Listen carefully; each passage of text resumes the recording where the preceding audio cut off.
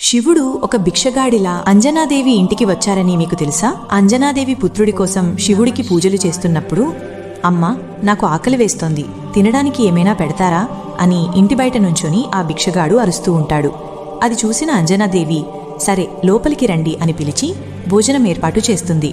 మీరు వెళ్ళి చేతులు కడుక్కొని రండి అని అనగా ఆ భిక్షగాడు, నా జీవితంలో ఇంతవరకు చేతులు కాదు కదా, నోరు కూడా కడగలేదు, ఇప్పుడు కూడా చేతులు కడుక్కోకుండానే తింటాను అని మొండిగా కూర్చుంటాడు.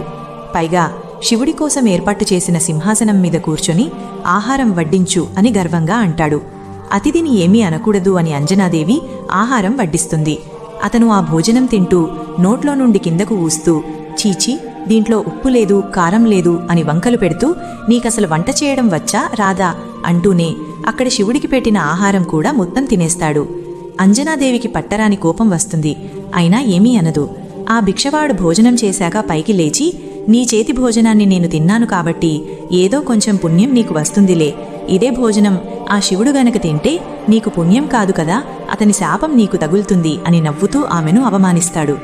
అది వినగానే అంజనాదేవి ఆగ్రహం ఆపుకోలేక నమస్కరించి కోపంతో, మీరు గనక ఇంకోసారి నా శివుడు గురించి మాట్లాడితే అని అంటుంది. అప్పుడు ఆ భిక్షగాడు సాక్షాత్తు శివుడిలాగా మారిపోతాడు. అమ్మా అంజనా, నువ్వు నా కోసం ఎంతో కఠోరమైన తపస్సు చేస్తున్నావు.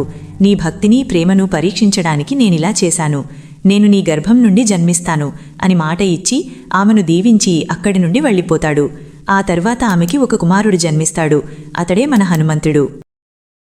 Download ShareChat.